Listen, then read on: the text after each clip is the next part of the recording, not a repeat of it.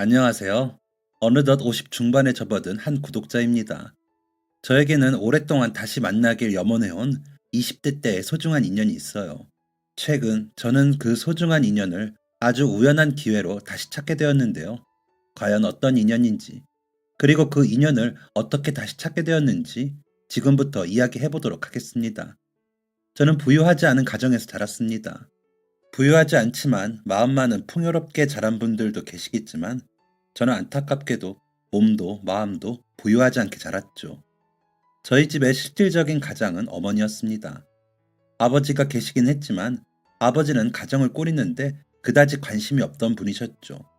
어머니가 벌어오시는 돈으로 술을 마시고 이리저리 외상을 하고 다니는 통에 어머니는 늘 아버지의 외상값을 찾아다가 갚기 바쁘셨어요. 제 밑으로는 나이 차이가 꽤 나는 남동생이 있는데요. 어머니가 만삭인 배를 이끌고 일을 나가셨다가 쓰러지셨던 일이 아직도 기억에 남습니다. 추운 겨울 아무도 다니지 않는 어두운 밤 골목에서 배를 부여잡고 쓰러지셨다는 어머니의 소식에 병원에 달려갈 때도 제 옆에 아버지는 없었어요. 그렇게 동생이 태어난 날까지 아버지는 어머니의 곁에 없으셨고 의사의 만료에도 꾸역꾸역 퇴원을 하고 집으로 돌아온 어머니에게 돌아온 것은 아버지와 할머니의 욕지거리였습니다. 동생을 한 손에 안고 어머니를 겨우 눕혀드렸을 때 아버지와 할머니가 집으로 들어오시더군요. 할머니는 누워 계시는 어머니의 머리채를 잡아 일으키시더니 어머니의 손을 이끌고 밖으로 나가셨어요. 이게 시애미가 왔는데 얼굴도 한번 안 비치고 누워있어? 국민학교 4학년이었던 저는 어린 나이였음에도 할머니의 행동이 비상식적이라는 것을 알고 있었습니다. 할머니 눈에는 저 아기가 보이지 않는 건가? 보인다면 아이를 갓 낳고 돌아온 사람한테 어떻게 저럴 수 있는 거지? 엄마가 동생을 낳느라 얼마나 고생을 했는데. 라는 생각을 하며 할머니를 뜯어 말렸죠. 할머니, 하지 마세요. 엄마 지금 아파요. 하지만 할머니를 만류하는 것은 오래가지 못했습니다. 제가 아버지 손에 내동댕이 쳐졌기 때문이었죠. 이 버리장머리 없는 놈이 어딜 감히 어른들 이야기하는데 끼어들어? 그날 저는 한참 동안 엉엉 울며 어머니에게 이러지 말아달라고 할머니와 아버지에게 빌었던 것 같습니다. 할머니와 아버지가 집으로 들어와 폐악질을 부린 이유는 아주 사소한 사건 때문이었어요. 어머니가 출산으로 인해 병원에 계시는 동안 아버지의 외상값을 갚지 않자 아버지와 이웃 상인 간에 시비가 붙었고 상인으로부터 거지 자식도 아니고 라는 말을 들은 아버지가 분에 못 이겨 어머니에게 행패를 부린 것이었습니다. 할머니는 내 귀한 아들이 그런 소리를 듣게 했다며 어머니에게 분풀이를 하신 것이었고요. 이렇게 사연을 쓰는 지금은 어머니가 무조건적인 피해자이고 할머니와 아버지가 말도 안 되는 짓을 저질렀다는 것을 알고 있습니다. 하지만 태어나서부터 평생 동안 그런 모습을 보고 자란 저에게 아버지와 할머니의 폐악질은 일상 그 자체였습니다. 이건 아닌 것 같은데 라는 생각도 어머니를 향한 연민과 동정 그뿐이라 생각했죠. 게다가 어머니에겐 친정이 없었습니다. 또한 주변 사람들도 어머니를 불쌍하게만 생각할 뿐 적극적으로 도와주지 않았습니다. 눈에 시퍼런 멍이 든 채로 시장을 다니고 있는 어머니를 향해 절에서 서방을 잘 만나야 해 라는 말만 할 뿐이었죠.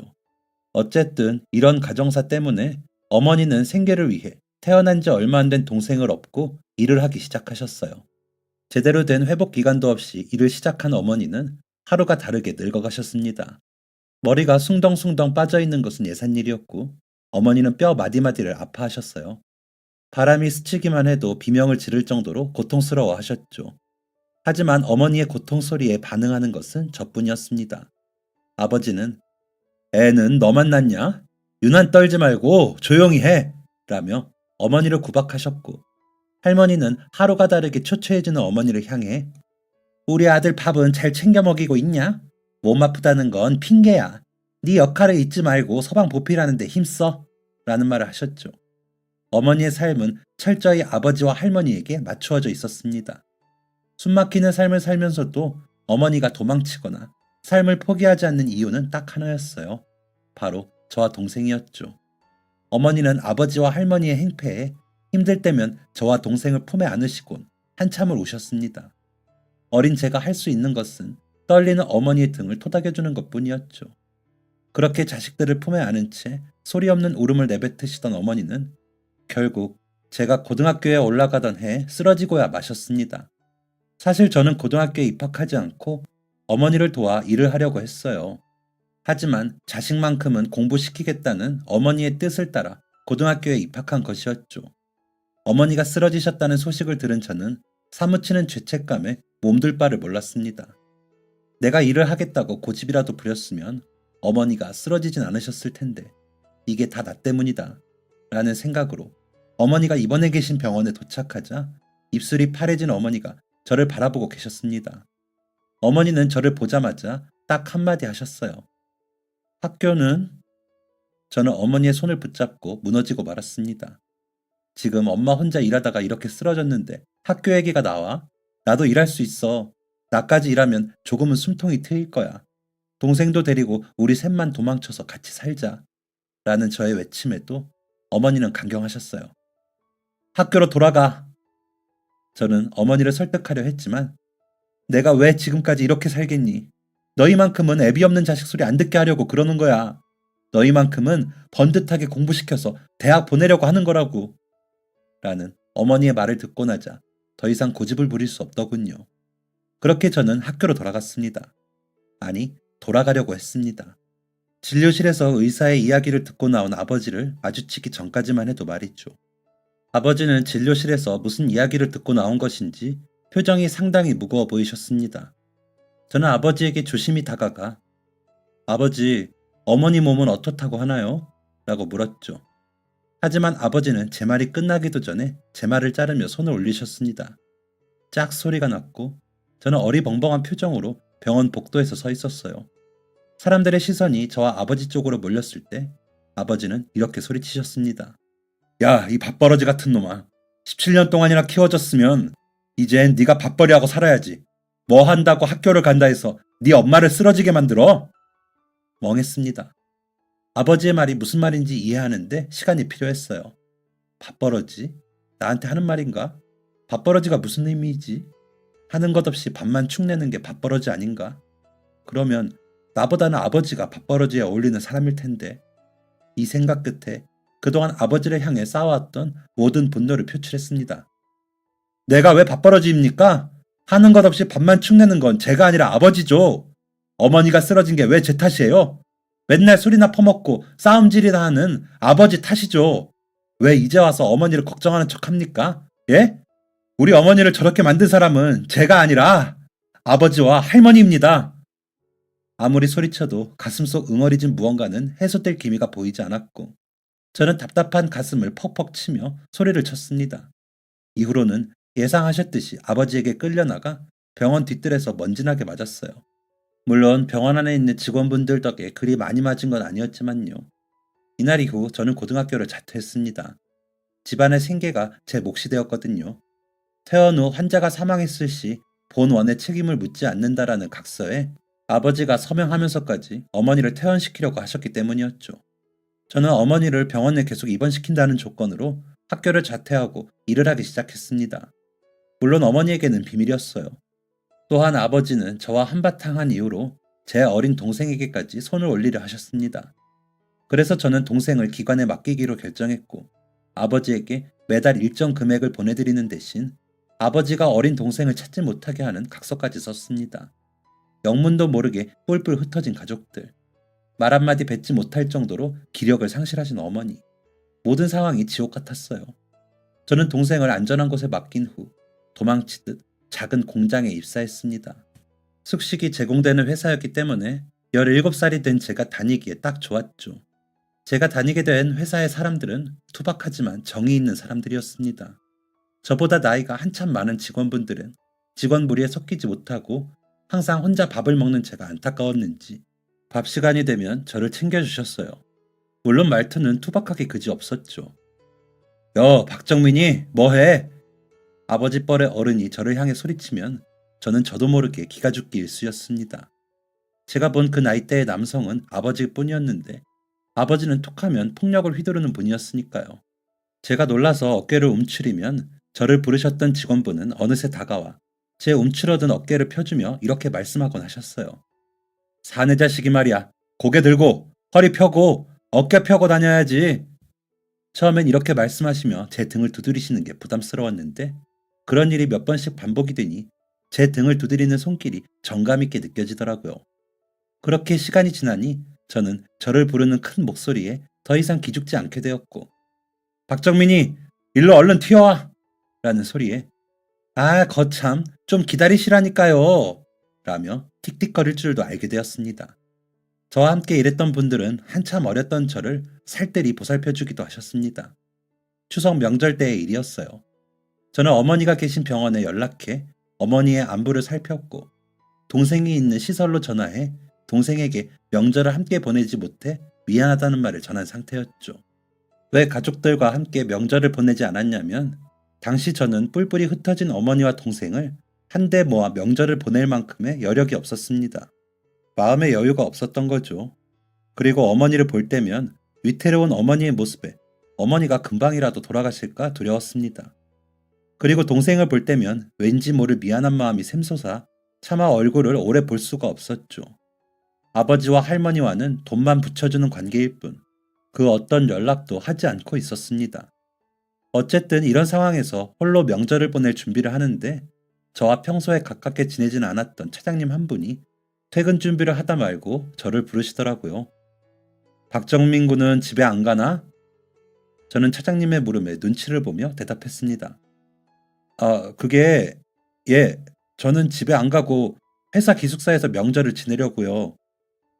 차장님은 우물쭈물하는 저를 보시더니 이윽고 이렇게 말씀하셨습니다. 그럼 나랑 가지. 저는 화들짝 놀라 차장님께 말씀드렸어요. 네? 차장님도 가족분들이랑 좋은 시간 보내셔야 할 텐데 제가 어디라고 거길 끼겠어요. 저는 괜찮습니다. 명절 잘 보내고 돌아오세요. 저는 이 말을 끝으로 도망치듯 회사를 나와 기숙사로 향했습니다.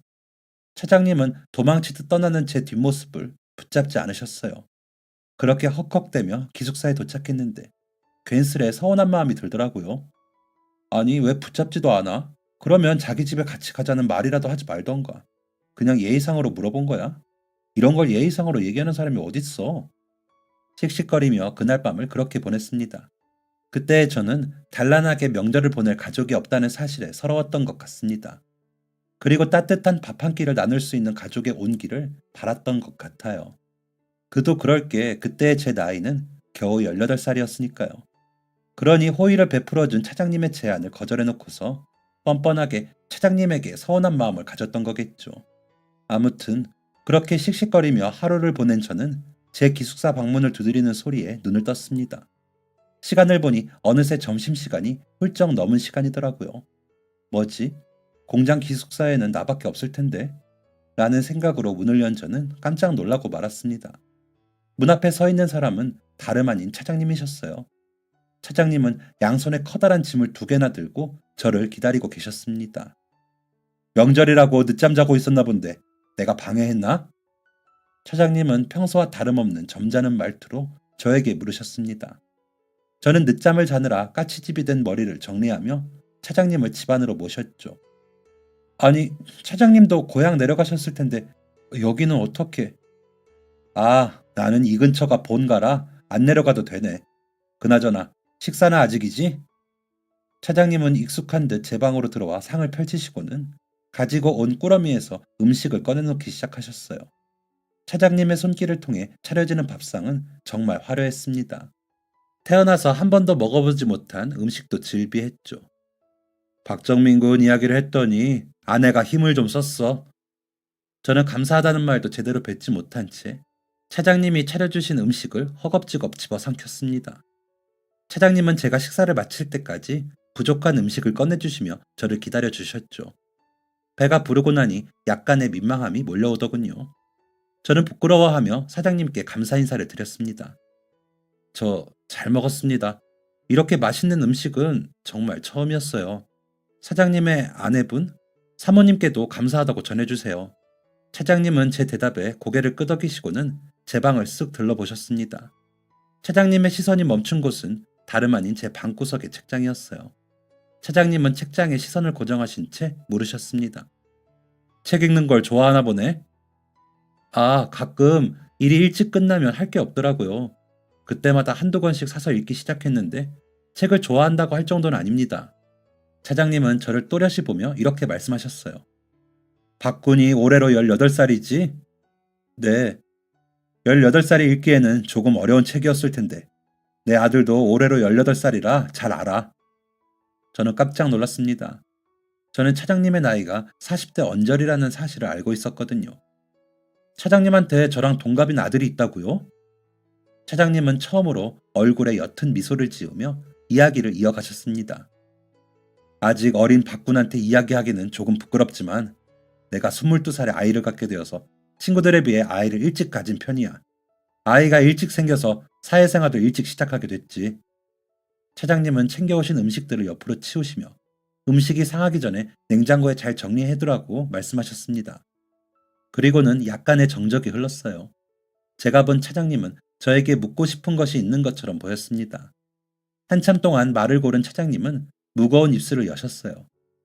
박군 이력서를 보니까 양친 모두 살아계시던데 집에 못 가는 이유라도 있는 건가? 예상했던 질문이었죠. 저는 차장님에게 집에 가지 못하는 이유, 명절에 혼자 있는 이유를 말씀드렸습니다. 이미 제 마음은 차장님에게 활짝 열려 있었거든요. 아무리 본가가 공장 근처라고 하더라도 저희 공장은 시내에서 차로 한참을 달려 들어와야 하는 곳입니다. 그런 곳에 명절 휴일을 반납하고 음식을 바리바리 쌓아주시다니 감동할 수밖에 없는 상황이었죠. 제 이야기를 잠자코 들으시던 차장님은 제 말이 끝나자 이내 고개를 끄덕이셨고 저는 차장님의 반응을 살폈습니다. 차장님은 별 말씀하지 않으셨습니다.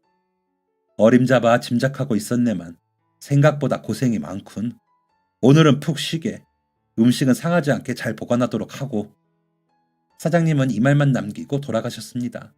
저는 별 반응 없는 차장님의 모습에 아무 생각 없이 명절이라 바쁘신가 보다 라고만 생각했어요. 하지만 과묵한 차장님은 제 이야기에서 많은 것을 느끼셨나 봅니다. 차장님과 이야기를 나눈 다음부터 제 기숙사 방 앞에는 참고서와 도서류가 놓여있기 시작했어요. 책 앞장에는 정갈한 필체로 박군에게라는 글씨가 써져 있었죠. 누가 보내주었는지 묻지 않아도 알 수 있었습니다. 덕분에 저는 없는 월급을 짜내 책을 사지 않아도 되었고 보다 질이 좋은 책을 가질 수 있게 되었어요. 그리고 저도 모르는 사이에 검정고시 공부도 시작하게 되었죠. 하지만 이런 날들은 얼마 가지 못했어요. 하루는 열심히 일을 하고 있는데 저를 부르는 소리가 들리더군요. 급한 전화가 왔으니 얼른 와보라는 소리였죠. 저는 작업복을 급하게 벗고 전화를 받았습니다. 전화가 걸려온 것은 어머니가 입원한 병원이었어요. 순간 가슴이 철렁하는 것을 느낀 저는 떨리는 목소리로 대답했습니다. 네, 제가 박정민인데요. 떨리는 제 목소리와 상반된 병원 직원은 아무렇지 않은 목소리로 저에게 충격적인 사실을 이야기해 주었습니다. 박정민 씨의 어머니 황미용 님이 발작을 일으키시면서 쓰러지셨어요. 긴급하게 수술에 들어가야 하는데 지금 병원비가 너무 많이 연체되어 있어 긴급 수술이 어려운 상황입니다. 지금 당장 병원비를 수납하지 않으시면 수술이 불가합니다. 저는 당황스러웠습니다. 병원비가 연체됐다니? 공장의 잔업, 야간 작업을 마다하지 않으며 어머니의 병원비를 빠짐없이 붙여왔는데 병원비가 연체됐다니? 저는 당혹스러운 마음으로 물었습니다. 그동안 한 번도 빠짐없이 병원비를 보내왔는데요. 송금 내역도 있습니다. 하지만 병원 직원의 대답은 단호했습니다. 아니요, 저희 쪽에는 수납 기록이 없습니다. 지금 당장 밀린 병원비를 수납하지 않으면 수술이 불가하다는 말에 마음이 다급해진 저는 후들거리는 다리를 이끌고 사무실로 향했습니다. 월급을 미리 받을 수 있는지 묻기 위해서였어요. 제가 사무실 문을 열고 들어가자마자 사무실 직원들의 시선은 모두 저에게로 향했습니다. 가장 먼저 반응한 사람은 저와 몇 살 차이 나지 않던 경리 누나였어요. 어머, 너 무슨 일이야? 안색이 왜 그래? 이후로는 차장님이 저를 부축해 주셨습니다. 저는 달달 떨리는 입술을 억지로 진정시키며 차장님께 물었습니다. 저 월급을 가불할 수 있을까요? 갑자기 월급 가불이라니. 차장님은 걱정되는 목소리로 되물으셨어요. 저는 어느새 엉엉 울며 차장님께 방금 있었던 일을 말씀드렸습니다. 차장님은 차게 식은 표정으로 전화기를 드셨어요. 병원에 연락하신 거였죠. 차장님의 확인 결과 병원의 말은 사실이었습니다. 어머니가 위독하신 것도 사실이었고요. 모든 직원들은 이 이야기를 실시간으로 듣고 있었고, 제 주변에서는 어머 어떻게 해? 그럼 그 병원비는 어디로 간 거야? 월급에서 자동으로 빠져나가게 했을 거야. 한번 확인해봐. 이런 말이 나오고 있었죠. 차장님은 혼란스러운 주변을 자중시키신 뒤 우선 어머니의 수술이 급하니 수술비부터 해결하자고 말씀드렸습니다. 하지만 월급 가불은 안 되네. 나 혼자 독단적으로 급하게 처리할 일은 아니야. 하늘이 노래지더군요. 그럼 이제 우리 엄마는 죽는 건가? 라는 생각만이 머리를 가득 메웠습니다. 그런데 순간 제 머리를 맑게 해주는 차장님의 목소리가 들렸습니다. 내가 빌려주지. 차장님은 이 말씀을 남기시고는 그 자리에서 일어나 병원에 전화를 거셨어요. 얼마 지나지 않아 돌아온 차장님은 어머니가 무사히 수술방에 들어가셨고 수술을 마치는 대로 연락이 올 거라는 말씀을 전해주셨습니다. 저는 펑펑 울고 말았어요. 고작 18살의 어린아이는 저를 둘러싼 상황이 어떻게 돌아가는지도 모른 채 서러운 마음에 그냥 탈진할 정도로 울고 말았습니다. 눈을 뜨니 제 기숙사 방이더군요. 저와 평소 친하게 지내던 이씨 아저씨가 제 곁에 계셨습니다. 이씨 아저씨는 끔뻑끔뻑 눈을 뜨는 저를 보며 더 자 라고 말씀하셨습니다. 그 말이 왜 그리 안심이 되는지 저는 그날로부터 하루를 꼬박 잤다고 해요. 정신을 차리고 공장에 출근했더니 공장은 여느 때와 다름없이 왁자지껄 화기애애했습니다. 저는 곧장 차장님에게로 갔습니다. 차장님은 왔냐며 저를 반겨주셨고 어머니의 수술이 잘 끝났고 어머니가 회복되시는 대로 통화를 할 수 있을 거란 말씀을 해주셨습니다. 하지만 저는 그 말에 마냥 웃을 수만 없었어요. 제가 얼마를 드리면 될까요? 차장님은 대답하지 않으셨고 시간이 지났으니 어서 근무 자리로 복귀하라는 말씀만 하셨죠. 불편한 마음을 안고 자리로 가서 일을 하고 있는데 제 주변을 둘러싼 공기가 약간 이상하더라고요. 저는 친하게 지내던 이씨 아저씨에게 그 이유를 코치코치 깨물었고 이씨 아저씨는 멋쩍어하며 며칠간 있었던 일을 말씀해 주셨습니다. 그게 울다 쓰러진 너를 기숙사에 눕히고 사무실로 돌아오니까 직원들이 모여서 뭘 하고 있더라고. 뭘 하고 있었는데요? 그, 정말 아저씨도 이럴 거예요. 아무도 말 안 해줘서 저 정말 하루 종일 마음이 불편했다고요. 아저씨는 결국 한숨을 푹 쉬며 대답하셨습니다. 너 어머니 병원비 말이다. 차장님이 말로는 갚으라고 하셨지만 대신 내주려고 하셨었나 봐. 그걸 안 직원들이 삼삼오오 돈을 모아서 병원비를 대신 내줬어. 차장님이 나중에 말씀하시겠지 싶어서 아마 아무도 말을 안 해줬던 걸 거다. 너무 마음 상해 마라. 저는 너무 놀라 아저씨에게 아저씨도 그럼 돈을 같이 모았어요? 라고 물었고 아저씨는 뒤통수를 벅벅 긁으시며 나도 애가 셋인데 어떻게 그런 걸 보고 모른 척 하겠냐. 그런데 많이는 못했어. 말했듯이 먹여 살릴 입이 나 빼고 넷이나 더 있어서. 아저씨는 많이 도와주지 못한 것에 미안해하는 눈치셨습니다. 나중에 차장님과 이 이야기를 나누게 되었어요. 저는 이 돈을 모두 갚겠다고 말씀드렸지만 차장님은 단호하셨습니다. 언제 갚으려고? 들어보니 박군이 집안의 실질적인 가장이던데 어머니 병원비도 들어갈 거고 동생 학교 들어가면 학비도 나가기 시작할 거고 한 20년은 걸려야 갚을 수 있을 텐데 괜찮겠나? 차장님의 말은 세상 물정 모르는 저에게 찬물을 끼얹는 듯 했습니다. 차장님은 기가 죽은 저를 위로하시려는 듯 말을 이으셨어요. 박군을 도와준 모든 직원들, 지난 1년 동안 박군을 지켜본 사람들일세. 크든 작든 마음을 다해서 도와준 사람들의 성의를 이렇게까지 거절하는 것도 예의는 아니야. 그리고 나나 다른 직원들뿐만 아니라 사장님도 위로금을 보내주셨어. 그러니까 너무 미안해하지 않아도 돼. 저는 경리 누나가 타준 차를 홀짝홀짝 마시며 마르지 않는 눈물을 연신 훔치고 있었습니다. 감사합니다. 이 은혜는 잊지 않을게요. 차장님은 이후 진정한 본론을 꺼내셨습니다. 바로 사라진 병원비에 관한 것이었죠. 결론부터 말하자면 제가 그동안 월급에서 자동 이체시켰던 병원비는 모두 아버지와 할머니의 주머니로 들어갔다고 합니다. 아버지는 저 몰래 회사에 찾아와서 아주 화려한 연기를 펼치셨더군요. 내가 박정민이 애비 되는 사람인데 우리 애가 지 엄마 병원비를 자동이체하고 있지요. 그거 자동이체 해지하고 이 계좌로 넣어줘요. 당연히 직원은 본인의 동의가 필요하다고 이야기했지만 아버지는 뻔뻔스럽게 연기를 했다고 합니다. 애한테 엄마 병원비는 내가 내겠다고 했는데 절대 안 된다며 기어코 자기 월급을 자동이체 했지 않소. 애 엄마 병원비로 들어가던 돈은 내가 잘 모아놨다가 우리 아들 장가갈 때 모아서 줄라니까 바꿔줘요. 눈물까지 흘리며 하소연하는 아버지의 말을 직원은 서서히 믿기 시작했고, 회사에 들어온 지 얼마 안 된 말단 직원은 그렇게 저희 월급의 대부분을 아버지의 통장으로 넣기 시작했다고 합니다. 회사에 이런저런 일이 겹쳐 상사에게 보고가 누락된 탓도 있었죠. 다행인 건 아버지에게 돈이 넘어간 지 그리 오래되지 않았던 걸세. 이 돈은 내가 돌려받을 방법이 없는지 찾아보지. 얼마 지나지 않아 차장님으로부터 호출이 왔습니다. 안타깝게도 제가 그 돈을 받을 수는 없더군요. 어쨌거나 저는 아버지의 친자식이었으니까요. 하지만 저는 이 사건을 계기로 아버지와 완전히 인연을 끊게 되었습니다. 그 과정에서 아버지와 할머니가 찾아와 한바탕 행패를 부리기도 했지만 아버지와 연을 끊을 수 있다는 것만으로도 너무 기쁜 일이었습니다. 몸을 어느 정도 회복하신 어머니도 이 이야기를 들으시고는 아버지와의 결별을 선택하셨어요.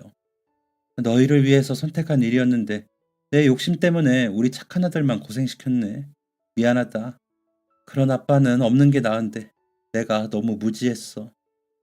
아버지와 영원한 이별을 선언하고 동생의 손을 잡은 채 시설에서 나온 날, 그날은 하늘도 맑고 청명했습니다.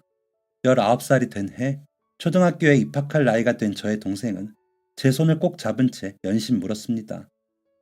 이제 나 형이랑 같이 사는 거야? 그런 거야? 저는 그런 동생을 보며 응, 우리 이제 같이 살 수 있어 라고 대답했죠. 이후로는 공장 근처에 작은 집을 얻어 동생과 생활하기 시작했습니다. 아침이 되면 아침밥을 차려놓고 동생을 깨웠고 주인집 아주머니에게 동생의 등교를 부탁드렸어요. 주말이 되면 동생의 손을 잡고 어머니의 병문안을 갔죠. 동생이 고학년이 될 즈음이 되니 주기적으로 찾아와 행패를 부리던 아버지와 할머니의 방문도 사라졌습니다. 성인이 되어 세상 물정을 조금 알게 되고 돈이 차근차근 모여 이제야 숨통이 조금 트인다는 생각이 들었을 때 불행은 또다시 저를 잊지 않고 찾아왔습니다. 여느 때와 같이 동생의 손을 잡고 어머니의 병문안을 간 주말, 저는 병원 입구에서 어머니가 위독하시다는 소식을 들었습니다. 저와 동생이 오는 것을 알고 저희를 기다리던 간호사는 발을 동동거리며 저를 불렀고 저는 순간 어머니에게 무슨 일이 벌어졌다는 사실을 인지했습니다. 동생을 안아 올려 뛰어가는 그 순간만큼은 시간이 멈췄으면 좋겠다고 생각했던 것 같아요. 헉헉거리며 어머니가 계신 병실로 들어가자 어머니의 숨은 넘어가기 직전이었고 어머니는 거친 호흡을 내쉬고 계셨습니다. 동생은 심각해진 상황에 뭣도 모른 채 울먹거리고 있었죠. 살며시 동생을 내려놓고 제 손을 동생의 눈에서 치웠을 때 어머니를 바라본 동생은 울먹이는 목소리로 한마디를 남겼습니다. 형아, 엄마 죽어? 저는 대답할 수도 고개를 끄덕일 수도 없었어요. 저는 한 손으로는 동생을 끌어안고 한 손으로는 어머니의 손을 꼭 잡은 채로 어머니의 두 눈을 바라보았습니다. 어머니는 무언가 하고 싶은 말이 많은 것처럼 보였지만 말씀을 하기 어려워하셨어요. 그렇게 어머니는 한참 동안 입을 달싹이시다가 눈을 감으셨습니다. 그 달싹이는 입술로 무슨 말을 하고 싶으셨는지는 알 수 없지만 이 나이가 되니 어렴풋이 짐작은 하게 되네요. 가족도 없이 친구도 없이 평생을 자식을 위해 헌신하셨던 어머니의 마지막은 그렇게 단촐했습니다. 어머니의 장례 절차를 밟는 동안 저에게 가장 큰 위로가 되어준 것은 동생과 직장 동료였어요. 특히 저를 아들처럼 아껴주셨던 차장님은 제 곁에서 모든 일을 도맡아 처리해 주셨죠. 어머니가 돌아가신 후 저에게 남은 가족은 동생뿐이었습니다. 자연스럽게 저의 인생 목표는 동생을 잘 키우는 것이 되었어요. 저는 동생이 저처럼 살길 바라지 않았습니다. 먹고 살기 위해, 살아남기 위해 아등바등하지 않길 바랬죠. 그렇게 2년간의 고민과 준비 끝에 저는 회사를 그만두었고 원양 어선을 탔습니다. 제가 25살, 동생이 14살 때의 결심이었죠.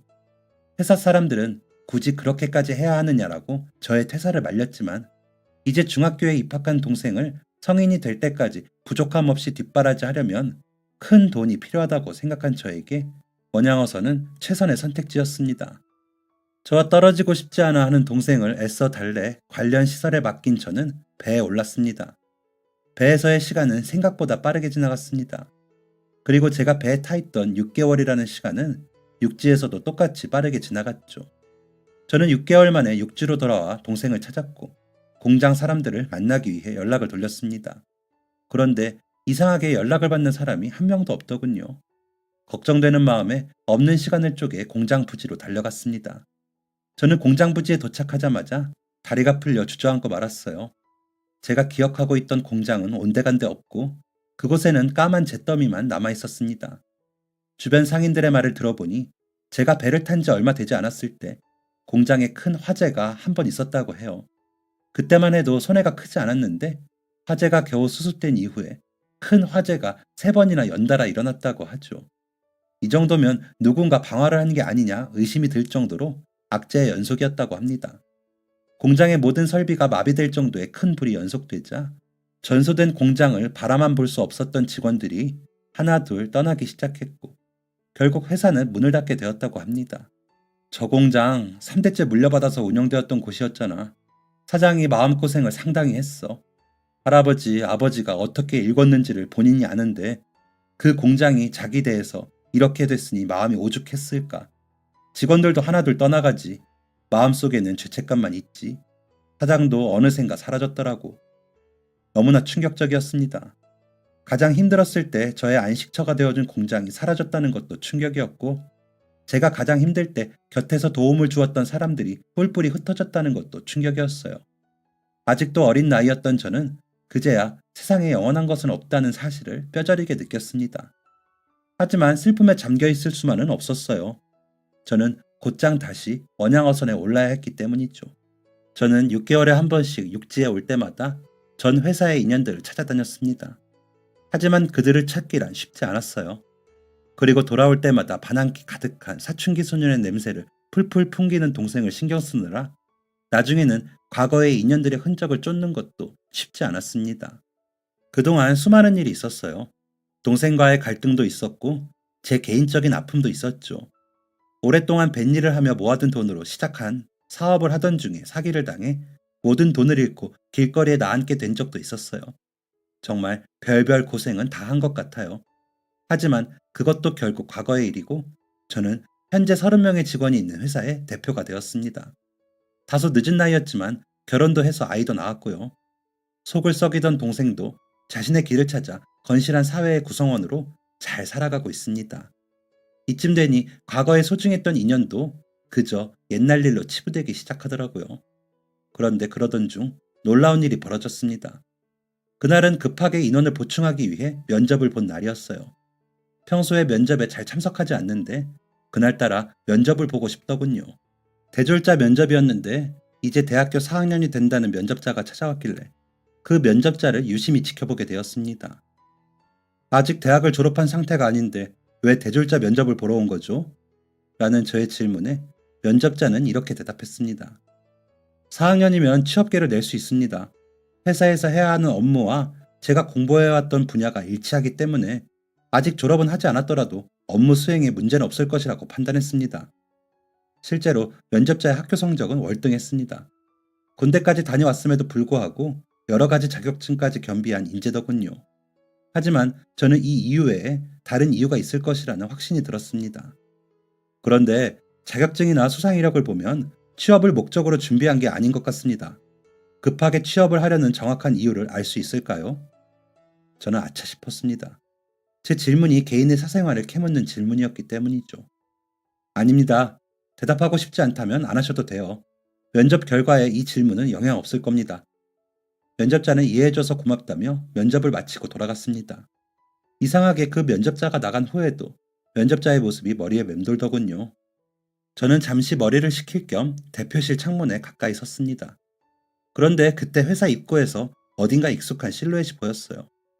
그 익숙한 실루엣의 사람은 방금 면접을 마치고 나간 면접자를 기다리고 있었습니다. 익숙한 실루엣의 사람은 면접자의 머리를 쓰다듬고 넥타이를 고쳐 매주었죠. 어디선가 많이 본 모습이었습니다. 그리고 익숙한 실루엣의 인물이 뒤를 돈 순간 저는 벼락을 맞은 듯 머리에 무언가가 내리꽂히는 느낌을 받았어요. 익숙한 실루엣의 인물은 어렸을 적 다녔던 공장의 차장님이었습니다. 70이 넘은 나이임에도 불구하고 건장한 체격과 잘 다려진 옷태, 그리고 잊을 수 없는 얼굴까지. 저는 택시를 잡으려는 듯 대로변을 서성이는 두 사람을 향해 빠르게 달려나갔습니다. 회사 건물 바로 앞, 두 사람을 향해 비상등을 켠 택시가 속도를 줄이며 다가오는 그 순간 저는 소리쳤습니다. 차장님! 50이 넘은 나이에 그렇게 열심히 뛴 것도, 그렇게 큰 소리를 낸 것도 처음이었죠. 저의 외침에 차장님이 뒤를 돌아본 순간 저의 생각은 확신이 되었습니다. 그분은 제가 생각한 대로 과거의 인연이었던 차장님이 맞았어요. 차장님은 저를 보자마자 두 눈이 동그래지셨고 저를 향해 조용히 말씀하셨습니다. 박군? 열심히 숨을 고르는 저희를 깨운 건 택시기사의 외침이었어요. 안 타세요? 저는 정중히 택시를 돌려보냈고 차장님과 면접자와 함께 가까운 커피숍으로 향했습니다. 차장님은 여전히 정정해 보이셨고 옛날과 다름없이 점잖은 모습이셨죠. 면접자는 다름 아닌 차장님의 손자였습니다. 저는 반가운 마음에 차장님에게 이런저런 이야기를 했습니다. 옛날 이야기부터 시작해서 원양어선을 탄 뒤에 어떤 일이 있었는지, 그동안 얼마나 찾았는지, 한동안 잊고 살았는데 이렇게 만나게 된 게 얼마나 신기한지에 관한 이야기였죠. 하지만 차장님의 표정은 썩 좋지 않았습니다. 제가 반갑지 않으신 듯 했어요. 저는 들떴던 마음을 자중하며 차장님께 말씀드렸습니다. 아유, 죄송합니다. 차장님도 많이 놀라셨을 텐데 제가 너무 제 이야기만 했네요. 어떻게 잘 지내셨나요? 사모님도 평안히 잘 지내고 계시고요. 차장님의 표정은 여전히 좋지 않았고 저는 그런 차장님 앞에서 마른 침만 삼킬 뿐이었습니다. 차장님은 제가 이 상황을 불편해하고 있다는 걸 아셨는지 이야기를 이어가 주셨어요. 박군이 나를 찾는다는 건 알고 있었어. 아주 오래전이긴 하지만 박군의 소식이 들려올 때면 반갑기도 했지. 그런데 사정이 있어 박군을 만날 수가 없었네. 이후 오랜 정적이 흘렀고 차장님은 저를 만날 수 없었던 사정을 이야기해 주셨습니다. 회사가 그렇게 된 건 알고 있을 거야. 네, 맞습니다. 그때 제가 얼마나 놀랬는지. 회사가 그렇게 되고 한동안 참 힘들었어. 그도 그럴 게 그 회사는 22살의 가장이 된 나를 받아준 유일한 회사였거든. 그런 회사가 한순간에 그렇게 되다니 믿을 수가 없었지. 처음엔 직원들 모두가 곧 회사가 정상적으로 회복될 거라고 믿었어. 하지만 심약했던 사장님은 그게 아니었던 모양이야. 연달아 큰 불이 3번이나 났으니 저주받은 공장이라는 소리를 듣기도 했고 갓 공장을 물려받은 사장님한테는 여간 부담이 아니었겠지. 여기까지만 해도 제가 알고 있는 내용이었습니다. 하지만 이후 차장님의 이야기는 제가 전혀 상상조차 하지 못했던 내용이었어요. 죄책감과 부담감을 못 이긴 사장님은 그렇게 잠적하듯이 사라졌고 책임져야 하는 가정이 있었던 직원들은 각자 살 길을 찾아 떠났어. 나도 마찬가지였다네. 나는 그동안의 경력이 있었기 때문에 다른 회사에 곧장 취업할 수 있었어. 저는 공장이 전소된 후 차장님의 삶에 큰 어려움이 없었던 것으로 생각하고 안도의 한숨을 내쉬었습니다. 하지만 차장님의 이야기는 여기서 끝이 아니었어요. 그렇게 모든 게 수월하다고 생각했어. 아들은 그 사이에 결혼해서 예쁜 색시도 얻었고 귀한 손주도 안겨줬지. 그런데 라고 생각했습니다. 대체 무슨 일이 있었던 걸까? 침이 꼴깍 넘어가더군요. 결혼식도 제대로 못 치른 아들 내외가 2살배기 아들을 맡기고 뒤늦은 신혼여행을 가던 날 사고로 세상을 떠났다네. 가슴이 철렁하는 기분이었습니다. 이제야 손자의 면접날 차장님이 찾아온 이유가 보이기 시작했어요. 그때부터 2살짜리 손주는 나와 아내의 몫이 되었고 우리는 이 아이를 자식처럼 키우기 시작했어. 덕분에 지금껏 은퇴도 못하고 일을 하고 있지. 차장님은 연로하신 나이에도 경비 일을 하며 생계를 이어가고 계셨다고 합니다. 손자의 학비를 위해서였죠. 차장님의 말이 끝나자 면접자였던 손자가 말을 이었습니다. 면접 때 서둘러서 취업을 하려는 이유가 무엇인지 물으셨죠. 할아버지가 이제는 일을 쉬셨으면 해서 일을 하려는 게 제일 큽니다. 저는 손자의 모습에서 과거의 제 모습이 겹쳐 보였어요.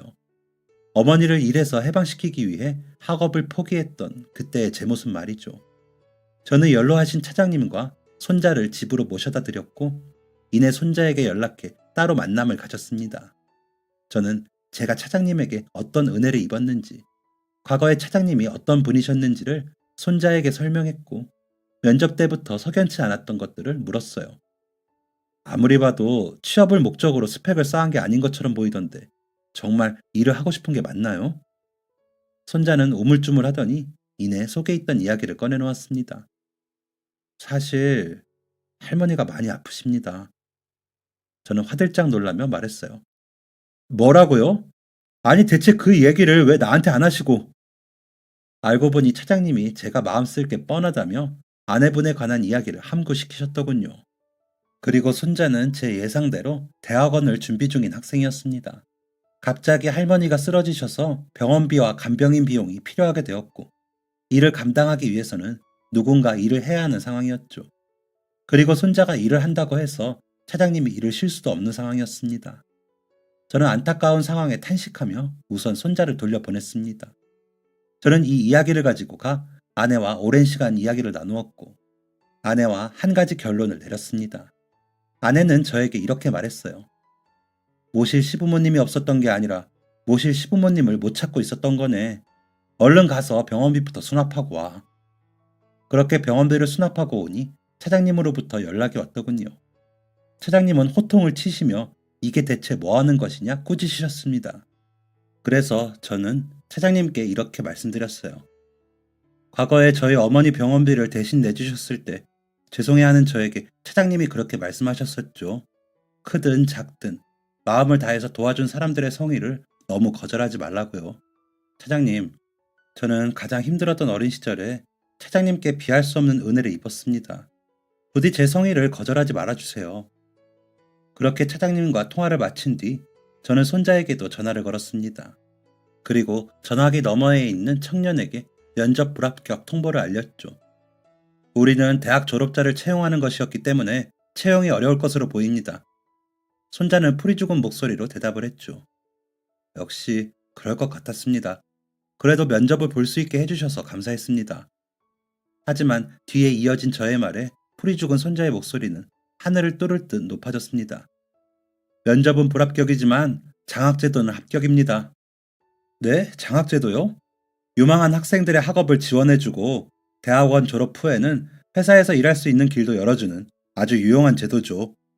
손자는 의아한 듯 대답했습니다. 하지만 회사에 그런 제도가 있다는 이야기는 못 들었는데요. 당연했습니다. 이 제도는 차장님과 손자를 만난 뒤 제가 갓 만든 제도였으니까요. 제 공장 기숙사 앞에 책과 참고서를 두고 사라지셨던 차장님처럼 말이죠. 하지만 저는 그것을 티내지 않았습니다. 아니, 못했습니다. 제가 차장님과 손자를 위해 이런 제도를 만들었다는 것을 차장님이 아시면 저는 또다시 호통을 들을 게 뻔했으니까요.